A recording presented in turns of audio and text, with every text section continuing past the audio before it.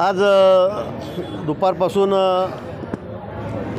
जळगाव शहरातले नगरसेवक, नंतर आमचे सर्व पदाधिकारी, सगळ्या आमच्या आघाड्यांचे प्रमुख याची बैठक या ठिकाणी आयोजित करण्यात आलेली होती आणि सर्वांसोबत निवडणुकीच्या बाबतीमध्ये, त्याच्या रचनेसंदर्भामध्ये सविस्तर चर्चा या ठिकाणी झालेली आहे.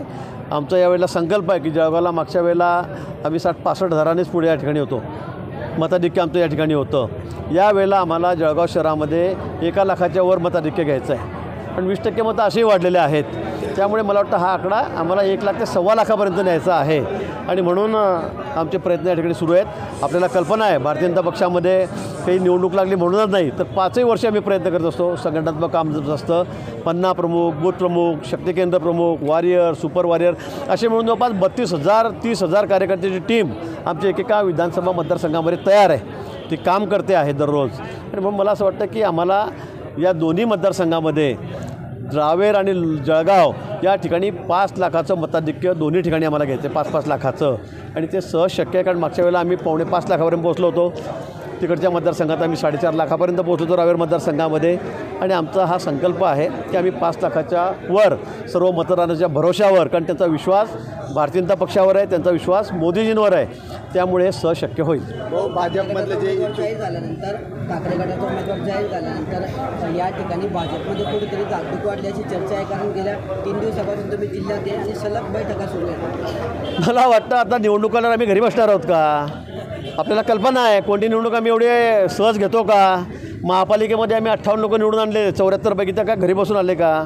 मला वाटतं की भारतीय जनता पक्ष हा कार्यकर्त्याचा पक्ष आहे, केडर बेस पार्टी आहे. आमच्याकडे 12ही महिने, म्हणजे ही निवडणूक लोकसभेची झाली की पुढची आम्ही तयारी करतो, पुढच्या कार्यकर्त्याची नियुक्ती आम्ही त्या ठिकाणी करतो आणि म्हणून इथे धाकधूक काही नाही. आम्हाला 5 लाखाच्या वर मताधिक्य घ्यायचं आहे, त्यासाठी आमच्या जोरदार तयारी या ठिकाणी चाललेली आहे. जळगावचा उमेदवार बदलला जाण्याची चर्चा.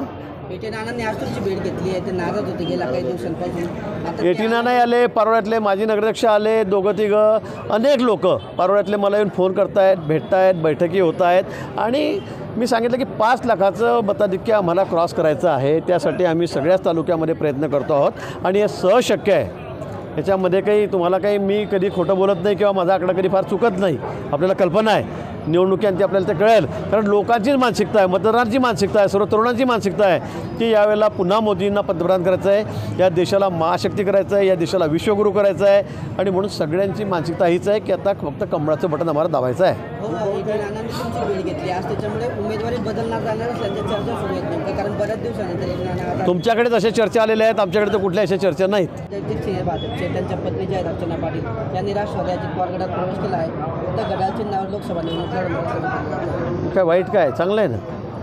असं अनेक ठिकाणी झालं आहे. काही ठिकाणी उमेदवार या पक्षाचे त्या पक्षावर लढत आहेत, काही पक्ष चिन्ह दुसरं घेतलेलं आहे, झालेलं आहे, त्यात वाईट काय, चांगलं आहे. महादेव जानकरांना पाटका माणूस म्हणाले होते.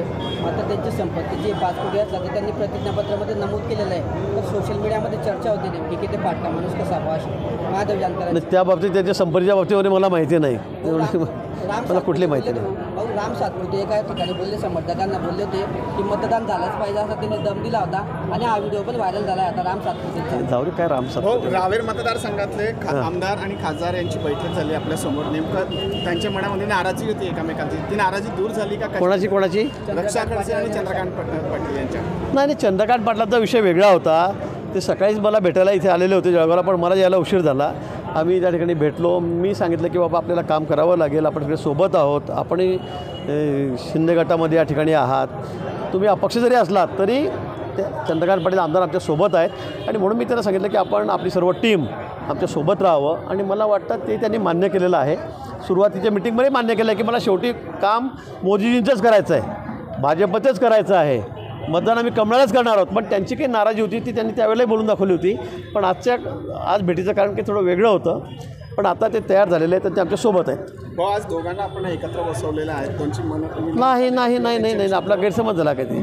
चंद्रकांत पाटील गेल्यानंतर जवळपास 1.5 तासांनी रक्षाताई या ठिकाणी आल्यात. त्यांच्या समोरासमोर कुठेही बैठक झाली नाही आणि मागच्या वेळेला बैठकीमध्ये आम्ही सगळे सोबतच होतो.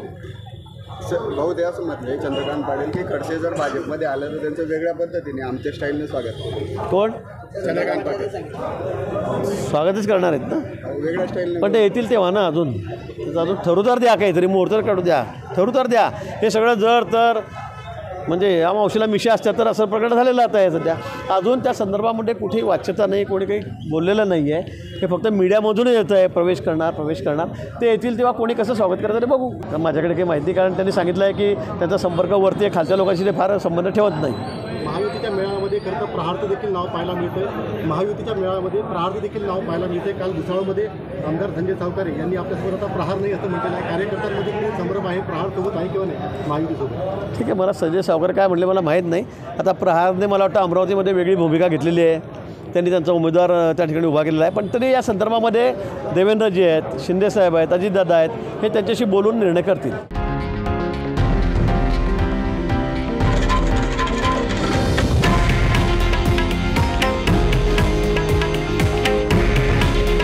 हे आहे देशातील नंबर 1 न्यूज नेटवर्क आणि आपण पाहत आहात TV9 मराठी. काळजी तुमची, हित महाराष्ट्राचं.